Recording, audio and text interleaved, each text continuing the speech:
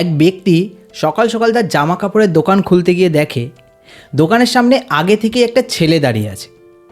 দোকান খোলার পর ছেলেটি 50 টাকার একটা নোট ব্যক্তিটিকে দিয়ে বলল, দাদা আমি কালকে গেঞ্জিটা নেওয়ার পর যে বাকি টাকাটা আপনি ফেরত দিয়েছিলেন সেখানে ভুল করেই 50 টাকা বেশি দিয়ে ফেলেছিলেন। ব্যক্তিটি বলল, কালকে তো তুমি গেঞ্জিটা নেওয়ার সময় 100 টাকা কমানোর জন্য এত দর কষাকষি করছিলে, আর আজকে 50 টাকা ফেরত দিতে এসছো। ছেলেটি শান্ত গলায় বলল, দাদা আমি দাম কমাতে বলাটা কেনা বেচার অঙ্গ, কিন্তু যেটা আমার নয় সেটা আমি কখনোই নিতে পারি না।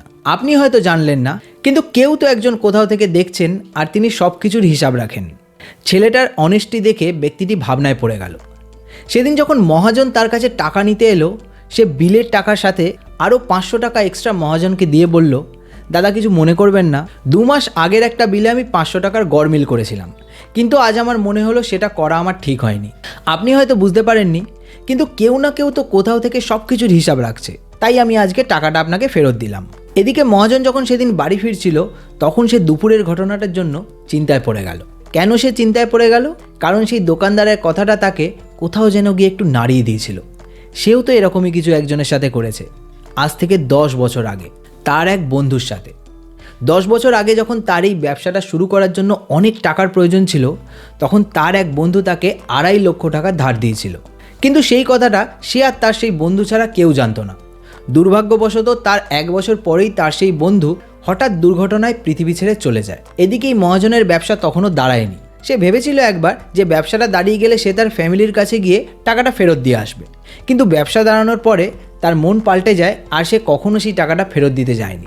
আর যেহেতু তার পরিবারের কেউ এই ব্যাপারটা জানতো না, তাই সেই টাকাটা কেউ চাইতেও আসেনি। তো সেই দোকানদারের আজকের ঘটনাটা তাকে বাধ্য করলো ভাবতে যে কেউ হয়তো সব কিছুর হিসাব রাখছে। আজকে সেই যে এত টাকার মালিক, তার এত বড় ব্যবসা, সব কিছুই তো সেই বন্ধুর দেওয়া টাকার জন্য।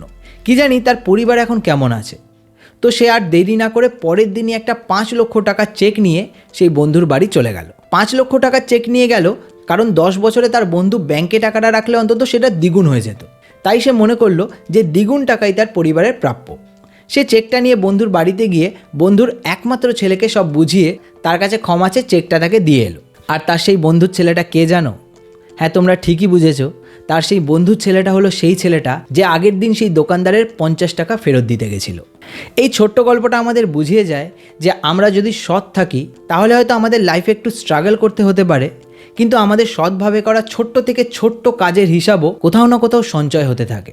আর সঠিক সময় আসলে কোনো না কোনো মানুষের থ্রু দিয়ে সেই সঞ্চয়ের রিটার্ন আমাদের কাছে ঠিক ইন্টারেস্ট সমেত ফেরত আসে, আর অনেক সময় সেটা অনেক অনেক গুণে। তোমাদের এই ব্যাপারে কি মতামত কমেন্ট করে অবশ্যই জানিও, আর ভিডিওটা ভালো লেগে থাকলে এটা একটা লাইক ও শেয়ার করে দিও।